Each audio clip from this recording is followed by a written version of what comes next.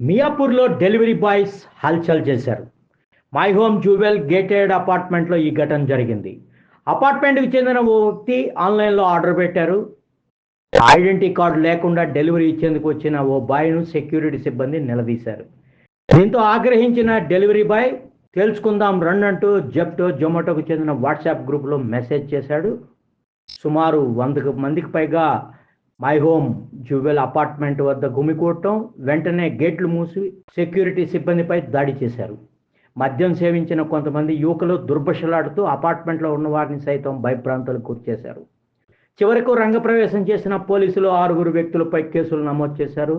భవిష్యత్తులో గేటెడ్ కమ్యూనిటీలోనే కాకుండా రెసిడెన్షియల్ కాలనీలో కూడా ఇలాంటి ఘటనలు జరగకుండా తగిన చర్యలు తీసుకోవాలని అపార్ట్మెంట్ వాసులు డిమాండ్ చేశారు.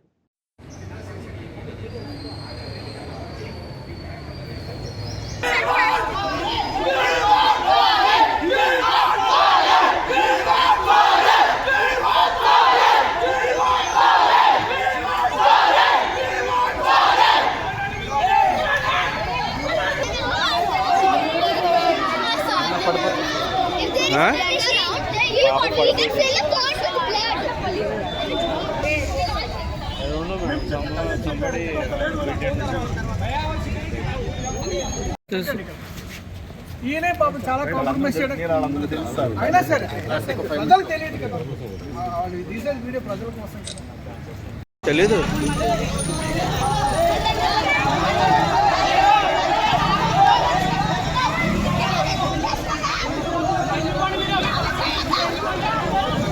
మిత్రులందరికీ నమస్కారం అండి.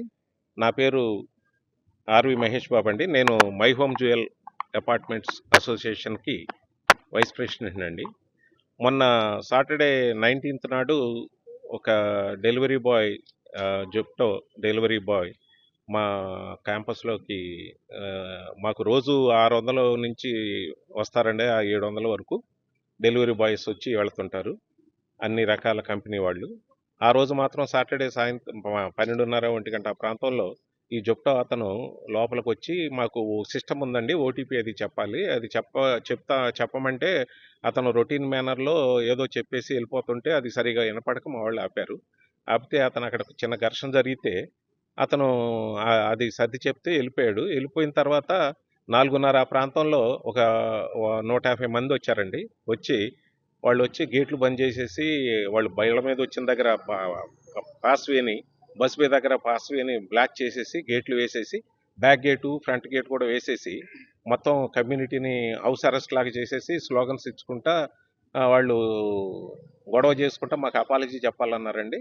మా వాళ్ళు చాలామంది వెళ్ళి సరే చెప్పిస్తాము, మీరు ఇంతమంది కాదు ఒక 5 రండి అన్నాం. వాళ్ళు అట్లా కాకుండా మొత్తం అందరూ వేరే రూట్లోకి వెళ్ళిపోయి బయట నుంచి వచ్చే వాళ్ళందరినీ రానివ్వకుండా గొడవ చేసి అసభ్యమైన పదజాలంతో వాళ్ళందరినీ తిట్టుకుంటా, నోటికొచ్చినట్టుగా మాట్లాడుతా, ఫోన్లు చేసి ఇంకా మేము కొంతమందిని కూడా రమ్మని చెప్పుకుంటా ఉన్నారు. వాళ్ళు ఎందుకు వచ్చారు ఏంటనేది మా వాళ్ళందరూ ఫస్ట్ టైం జరిగింది కాబట్టి ఒక్కసారిగా మేము ఆ షాక్ నుంచి తేరుకోవడానికి కొంత టైం పట్టింది. సరే మేము పోలీసులకి కంప్లైంట్ చేసామండి. పోలీసులకు 100కి ఫోన్ చేస్తే వాళ్ళు వచ్చారు. మియాపూర్ పోలీస్ స్టేషన్కి ఇన్ఫర్మేషన్ ఇస్తే వాళ్ళు వచ్చారు. వాళ్ళు చెప్పినా కూడా వినలేదు. వినకుండా గేట్లు బంద్ చేస్తే 7:30 ప్రాంతంలో ఇక మేము వాళ్ళకి సర్ది చెప్పి పోలీస్ స్టేషన్కి వెళ్ళి మాట్లాడుకుందామని వాళ్ళని బలవంతంగా పక్కకి తీసుకెళ్లారు పోలీసులు. తీసుకెళ్ళి అరెస్ట్ చేసి తీసుకెళ్ళిన మీద అందులో చాలామంది డ్రంకెన్ ఉన్నారు. వాళ్ళు ఏది పడితే అది మాట్లాడుతున్నారు. వాళ్ళందరూ ఏ గ్రూపులకు చెందిన వాళ్ళు, ఎక్కడ చెందిన వాళ్ళు మాకు తెలియదు.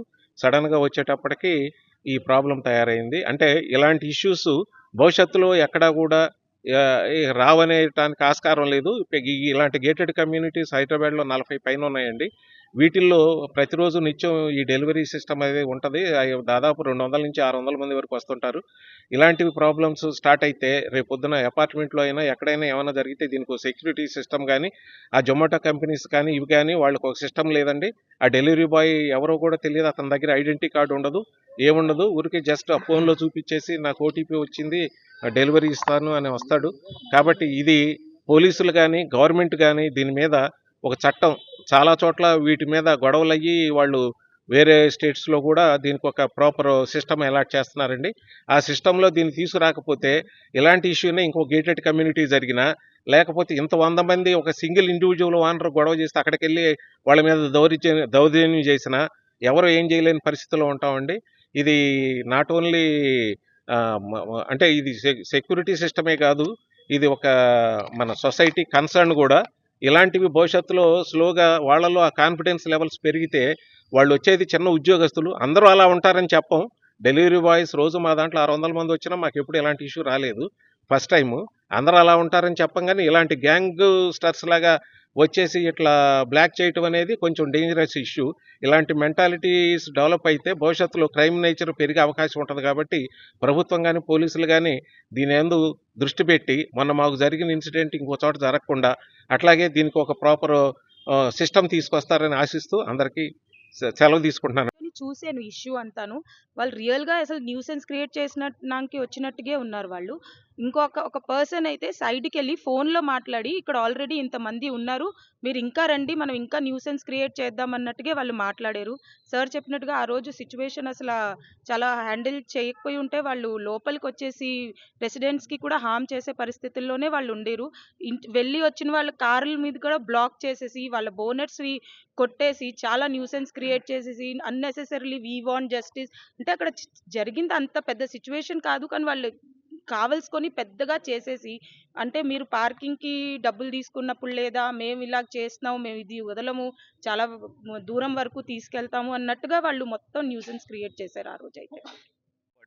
5కి మా గెస్ట్లు వస్తే గేట్ దగ్గరికి వెళ్తే గేట్లు టోటల్ క్లోజ్ అయినాయి అని చెప్పారు.